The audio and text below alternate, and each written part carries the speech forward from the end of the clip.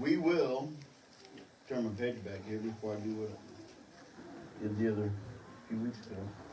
Start reading the wrong chapter. Ezekiel chapter 36 is where we'll pick up this morning. Ezekiel 36. We're going to have a bit of a history lesson over some of the events that have taken place in dealing with Israel, and from the start of its restoration as a nation to this present day. And we'll kind of, there's so much information. If you've never read on it, there's so much information. I tried to go through and pick out just a handful of key events, but I got 2 pages worth of dates and things that have taken place since 1917 through present day. But you know, like the last 30 years will be compiled into one. But there's a lot of deception that's gone on with the nation of Israel since its rebirth. This world, make no mistake about it, if you go back and you ever read the history, and because the schools really don't teach the history anymore of the events that happen, they teach agenda. That's why we get some of the events we have that are taking place today. But I understand it's all part of prophecy going forward, where this world is going to hate Israel, and they'll be destroyed for that. But this chapter is dealing with some of the final restorations of Israel as a nation moving forward, and what's going to happen to the heathen, the Gentile. We saw. We've been over several of these events in previous chapters. So we're gonna take a little bit of a different approach, and we're going to look at some of these dates, and we're going to see that even though it's been by appearance of good, it's still been something negative against the nation of Israel, even if there's been good intent. Whether it was Security Council's intentions for it to impact Israel negative, and they thought they were keeping peace. If you go and you study through the events of the history that's happened from the League of Nations all the way through the forming of the United Nations and all these security councils, you'll see that it's always something. It's always having Israel give something up to give peace to the Muslims or the Palestinians, those Jordanians, Egypt even in a little bit of that. It's always something that negatively impacts Israel. But anyway, in Ezekiel chapter 36, verses 1, says, "Also, thou son of man, prophesy unto the mountains of Israel, and say, Ye mountains of Israel, hear the word of the Lord. Thus saith the Lord God, because the enemies hath said against you, Aha, even the ancient high places are ours in possession."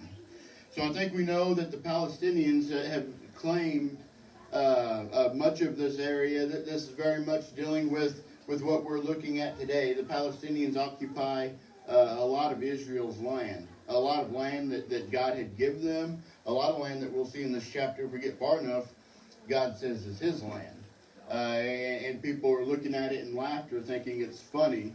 But one thing we can look at this and see that we'll see through some of these dates that a lot of nations throughout this world, not just the Palestinians, have wanted something to do with Israel, whether it's been a means of possessing it by controlling it, or whether it's been a means of possessing the land and destroying them completely. But we will see the United States is no exception to this. But I know that the United States has always supported and helped them become a nation and provide them with arms and means of protecting themselves. But we have done many things as a nation, causing them to stay in this conflict that they're in right now continually. partly by negotiating them giving up some of their land. So, as the Palestinians claim this, largely, in 1917, the Balfour Declaration was established. It established a national home for Jews. This was the region of their nation, something that they had not possessed for a very long time. The United Kingdom was behind a lot of this moving forward, and there were some promises made that we've talked about many times, how the United Kingdom had promised to help them get their country back at the end of the war, but it was so unpopular to go right back into another war that Churchill backed out of it, and they turned their back. And we went over time and again how their economy collapsed so badly that they couldn't even pay people to pick the trash up off the streets. It was just piled and piled and piled up. So that's in 1947. So this started in 1917. There's a lot of events that took place. A lot of Jews started coming back to the land. Violence started picking up in the region, and because the Jews were returning home and the Muslims didn't like it, it started becoming a more hostile territory. And that's a part of the biggest reason that in 1947 the United Kingdom turned the Jewish problem over to what became the United Nations. They didn't want to deal with it anymore. They couldn't deal with it anymore. As I said, they were already coming off of a war and the aftermath of that. They couldn't deal with the violence. It was very unpopular in their nation, and we see what they got from that. The sun used to never set on the British Empire. Now they're a little island. God dealt with them according to the promise He made to Abraham. The United States came in, and that's about the events that took place. In 1948, as Israel became a nation again, the United States had a big part in that, and we became the world superpower. There's nothing denying that God keeps His promises. You can see it throughout history. You can see it throughout events that took place in history. But here's one of the key negotiations they wanted to do before some of the events took place that Israel declared and became a sovereign nation of their own. They wanted to, some of the negotiations before this took place, they wanted to negotiate, and they wanted to say, okay, we'll have two Palestinian nations. We'll have Palestinian Arabs, and we'll have Palestinian Jews. No, that's not, it's not what's in the book, and the Jews had no interest in it. They wanted Israel. They wanted to be a sovereign nation. They wanted nothing to do with that. Now keep in mind this whole time, Palestinian is just a movement. It's a group of people. It is not a nation, nor has it been a nation. Never has been. That's something that we'll get to eventually. But when you hear the world say that free Palestine, the nation of Palestine, the Jews are occupying Palestine, people don't know the history. They're being taught a false history, not the actual events. And it's not that hard in today's world with the internet at your fingertips to look up and look into history and events that happen to see the chain of events that Israel has always been on the raw side of the deal when it comes to making peace with this Palestinian movement. The Jews were coming back as a people to occupy their nation that they'd lost a couple thousand years before this, to become a nation again, to bring their people from being scattered throughout the world. And the people that were occupying the land at the time, all of a sudden, there's this movement, and the violence is rising up, and this Palestinian movement starts really taking off. In 1948, they became a nation again, and the violence still kind of was escalating to the point in 1967 was the Six-Day War. The Jews, you had many nations just come down, and they were going to be done with the Jews right then and there. But the Jews fought them off. Israel was victorious. Last week we talked about the Gaza Strip, the West Bank, and some of the other surrounding nations. Israel's land goes into a bit of Egypt and Jordan. And the Gaza Strip is very much Israel's land. The West Bank is very much Israel's land. But Israel was victorious, and they occupied all of this. There was nothing else the other nations could do. They'd lost miserably. The Jews at this time controlled Jerusalem. They controlled the West Bank. They controlled the Gaza Strip. Now, this wasn't a very popular movement to the United Nations. They wanted peace and not continued war, but Israel had no intentions of backing off. Israel, you can go back and you can look into it. They have tried to remain peaceful, but the Palestinians, the Muslim nations that hate the Jews, they hate Israel, they don't want them to exist. There may be this peace for a short time, and then they go back like they do to this current day, even just a few months ago, and they attack Israel unprovoked. And when Israel retaliates, here's what you see on the news. How forceful and how brutal Israel's being. You get reports of them blowing up hospitals. You don't get the other side of the story of that's where the Palestinian and Hamas cowards keep their arms, and they put the children around all their arms in hopes that Israel won't destroy it all. And what it boils down to is Israel has to make a choice. We're either going to protect our people, or we're going to let them just blow our people to pieces, kidnap them, kill them, and do other terrible things to them, and not do anything to them because their children are surrounding everything they use to blow our people to bits. You don't get that part in the news. What you get is how aggressive Israel's become and how oppressed the Palestinians are. Even though that Israel, after several negotiations, they backed out of the West Bank. They backed out of the Gaza Strip. Up until this last attack, Israel was paying and supplying for electricity and clean water and food and other supplies to the Gaza Strip to help the Palestinian people not live in poverty and desolation, and as an effort to keep peace with them. And that's not good enough because they still are breathing. That's the one thing that you can take every Muslim in this world. I'm sure there's a handful, so take what I say with a little bit of a grain of salt. I'm sure there's a handful that would say, no, we don't like them, but we don't want to see them dead. But by and large, if you ask a Muslim, if you could snap your fingers right now and all the Jews would be eradicated, they'd say, snap away.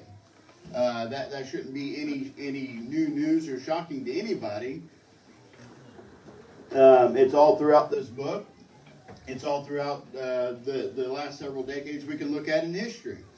I think we know what Hitler tried to do during World War II. He was a devout Catholic, just about the same difference as a Muslim when it comes to worshiping a false god and a pagan religion. Not that much difference between the two.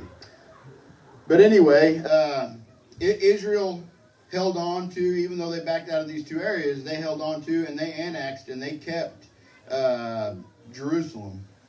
In 1974, after multiple Security Council resolutions, the United Nations reaffirmed rights of Palestinian people to self-determination, national independence, sovereignty, and to return and to be in the land. This needed to be recognized by Israel and the world. Now, this is Security Council. This is United Nations. This is Security Councils that continue to appear to support Israel, but on the other side of things, they're harming Israel by giving the Palestinians rights. It gets worse than that.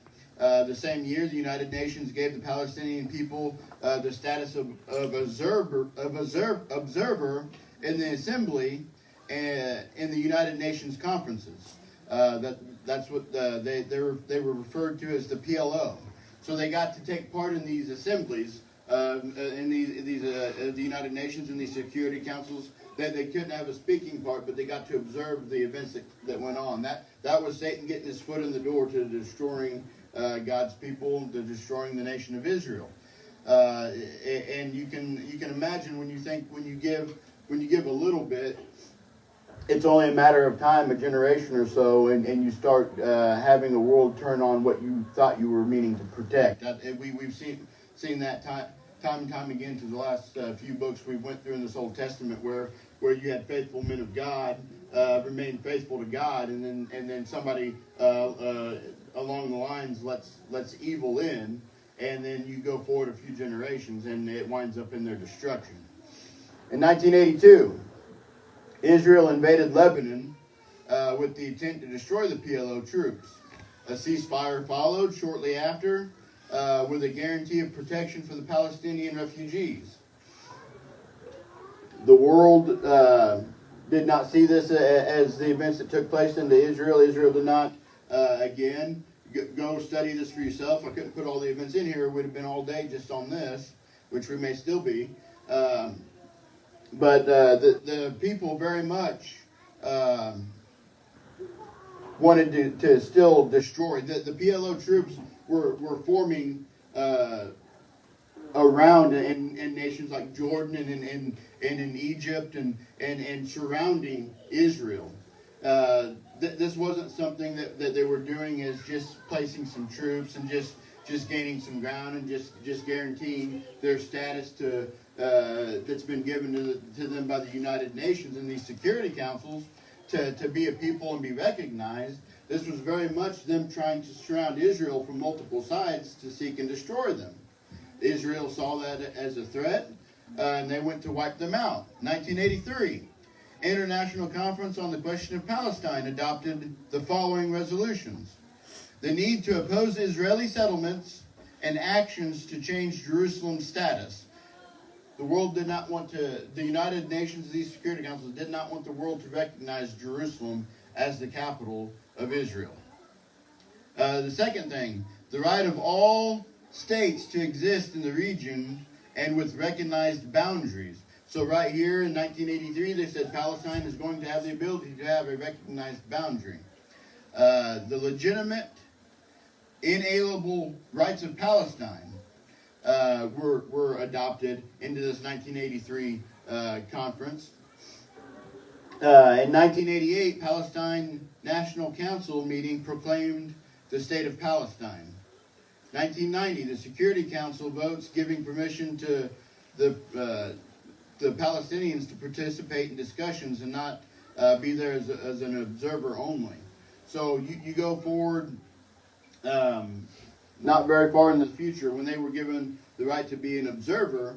Now they have the right to put in their 2 cents, the right to be part of the discussion. And you make no mistake about it. They go off and they play innocent. They play plenty of innocence into just wanting to remain peaceful and just wanting to be recognized as a nation. But their intentions are very much set on destroying Israel and occupying the nation, to possess it. 1990, I just read that one. 1991 to present. Multiple peace talks have proved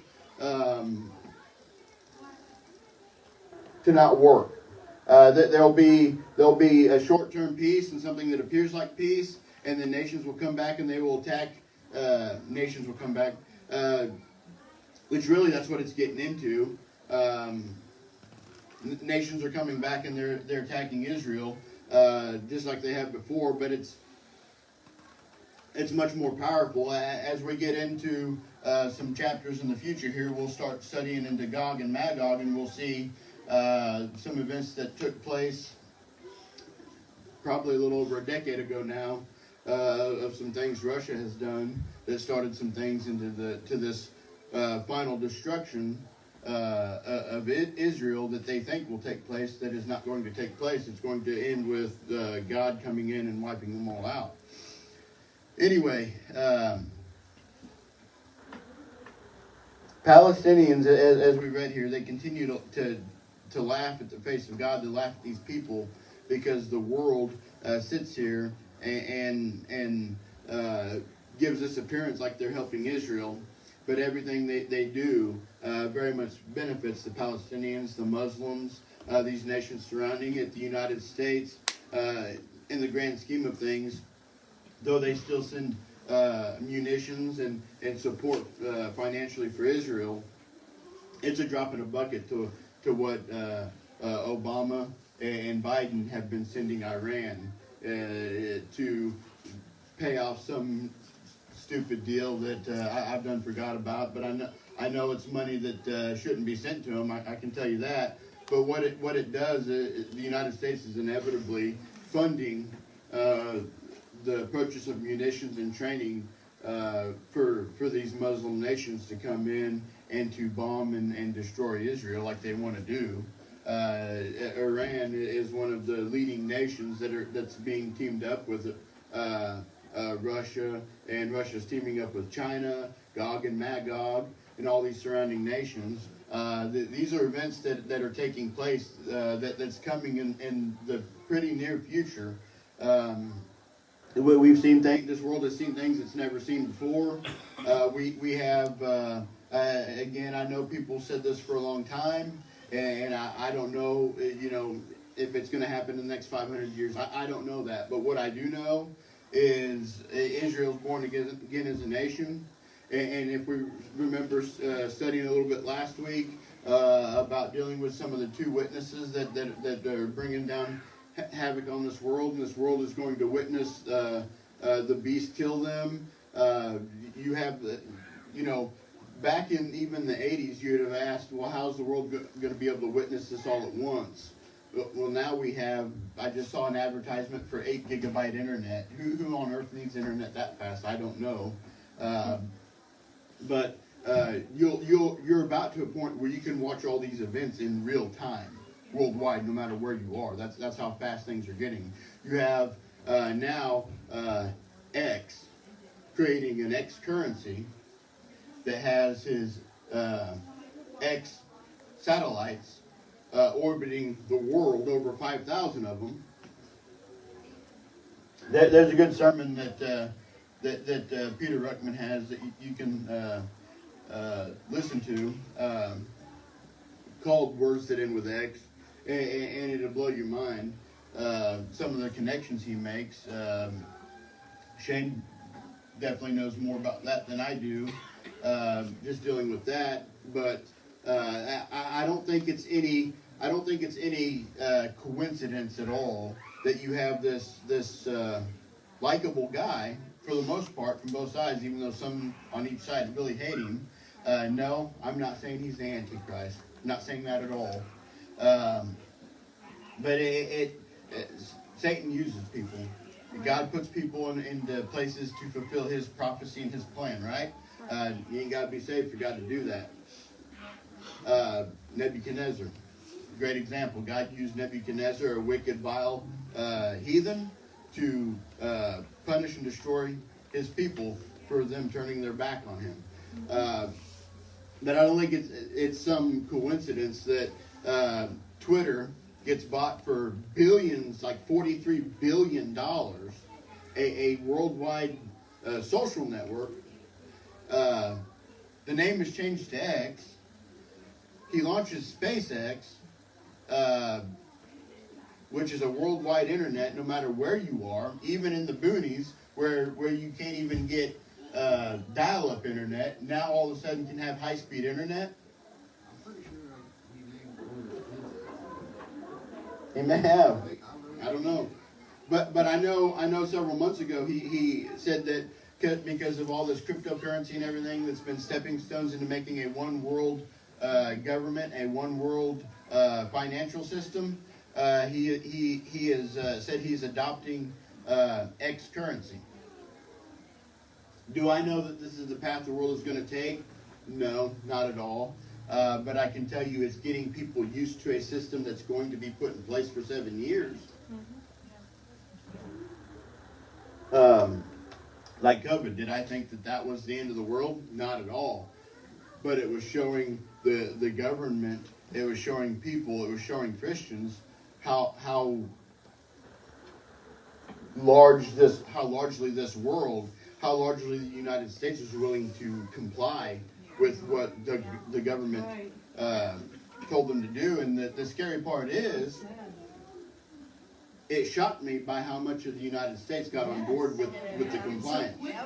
Other countries, other nations, I can see that. They're largely built and brought up that way. But not in the United States. It wouldn't have been that many years ago that the government would have been told to kick rocks. No, not at all. Fear controls you.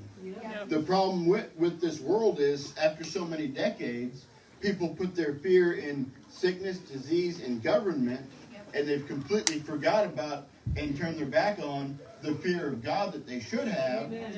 They don't have a fear. I was listening to a sermon yesterday that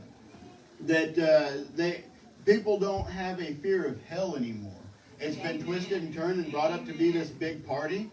That it's not, and it was Ruckman, and he said that Satan has used it so well to downplay the severity of hell, to remove the fear of hell so much that people will use it just in everyday talk, like it's a casual thing. Not even getting on the hell is one big party, but just in general talk. The more you use something in a lesser form, and the more you use it in your speech, and some of the things that people will use hell for in place of just a filler word, such as "get the out of here," things like that. It downplays the severity of it. It gets them used to saying it. It's a tactic that the government uses, but it's a tactic Satan has used. The government didn't learn that tactic on their own. They got it. They got it from somewhere. Satan has taught them along the way. Desensitizes people to it. It desensitizes people to it. Absolutely. The Catholic Church used the same tactics to help Hitler and Mussolini gain power. Advertisers have used it for years to get people. You know why they make commercials so stupid? Because it will stick in your mind. Yeah. Stupid stuff. Absolutely. But anyway, getting back on track, this has been just a very brief history of people that want to possess Israel. They laugh at it. They don't care what God has to say about it. They are an enemy of the Jews. They hate Israel as a nation. And I've heard Ruckman say, and you can read on it, there ain't anything really particularly special about this land. But as we get into this chapter, we'll see that there's something that's going to be special about this land.